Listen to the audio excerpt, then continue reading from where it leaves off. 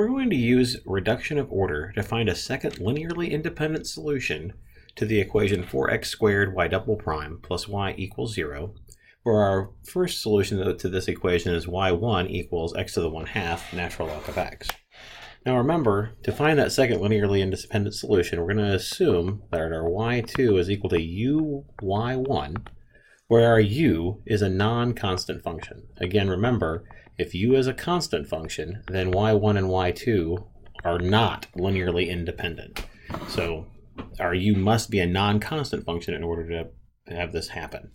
So we're going to use GeoGebra to help us out here. So let's flip over to a GeoGebra window.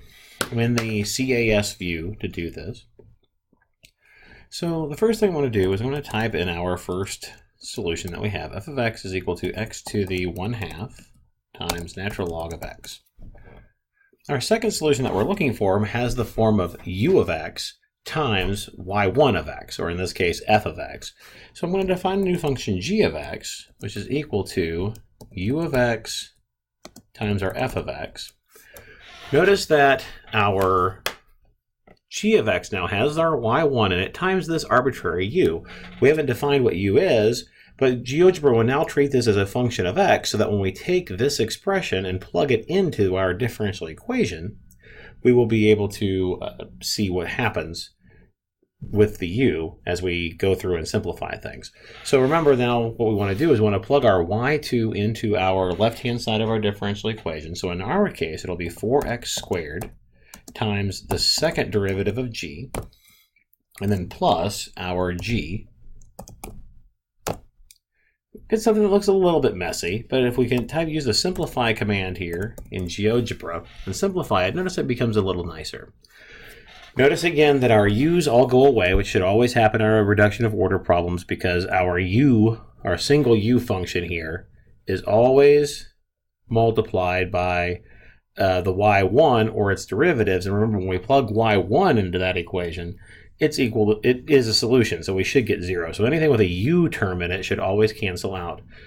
We want to solve this equation by separation of variables here. To help out, I'm going to set this expression that we just found equal to 0, and I'm going to solve for u double prime. I'm going to let GeoGebra do that for me as well.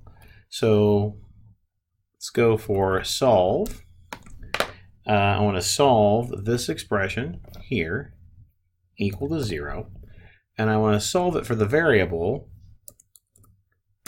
u double prime of x. I can use that as a variable, and GeoGebra will do it just fine. So again, what we're trying to do here is use our separation of variables to help us get to this point. So now we've got this equation. To separate the variables, to separate the u's from the x's, I can factor out a u on top and move it to the other side. So if I write that down in my other window here with the problem on it, that would give us u double prime over u prime is equal to negative natural log of x minus 2 over natural log of x squared, if I remember correctly. Nope, I did not remember correctly. It was just x log x. I could integrate this by hand, but I'm going to use GeoGebra to help me out.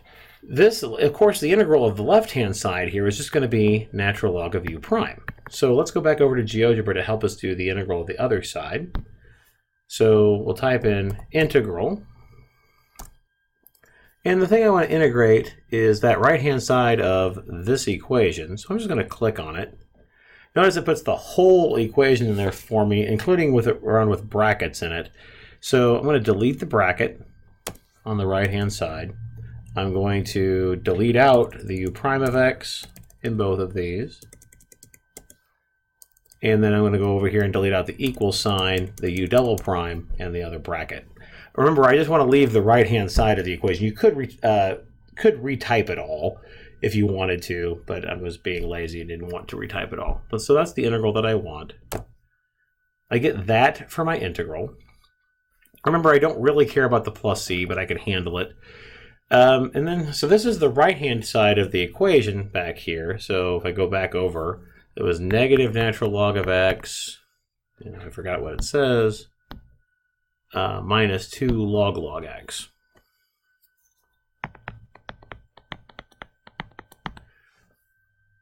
So now if I want to get u prime by itself, I'll do e to both sides. Again, let's let GeoGebra do that for us. So let's do e to the number 6. I need to put the number 6 in parentheses, otherwise I won't understand what I want. And then simplify, again, number 7. Not sure why I didn't simplify that. Well, okay. I did it before when I did it, so let's just simplify it by hand. Go back over here. If we want to do e to that power, e to the negative natural log of x minus 2 natural log of x, I can factor out a minus, and I can move this 2 up as an exponent. I now have a sum, so that is a product. So I get natural log of x times natural log of x squared.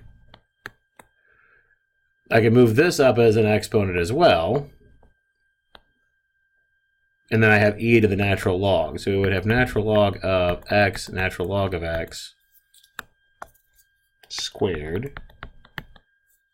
Oops, not natural log in front anymore. The e and the natural log cancel each other out. I would have a negative 1 all the way around this. Let me erase that. It would be x log x squared to the negative 1, or 1 over x log x squared. That's our u prime.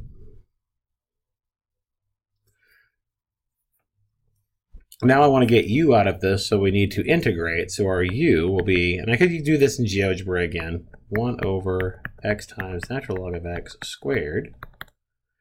That's an easy u substitution. You just get 1 over natural log of x.